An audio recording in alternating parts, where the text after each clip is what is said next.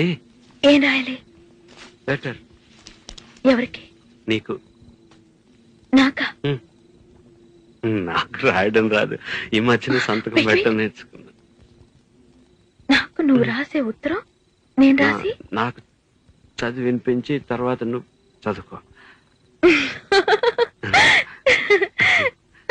I like it. చెప్పు. నేను ఊహించుకుంటే కవిత మనసులో వరదలా పొంగుతుంది, కానీ అదంతా రాయాలని కూర్చుంటే అక్షరాలే, మాటలే. ఊహలన్నీ పాటలే కనుల తోటలో, అదే తొలి కలల కవితలే మాట మాటలో. అదే బ్రహ్మాండం. కవిత కవిత పాడు. కమ్మని ఈ ప్రేమ లేఖనే రాసింది హృదయమే,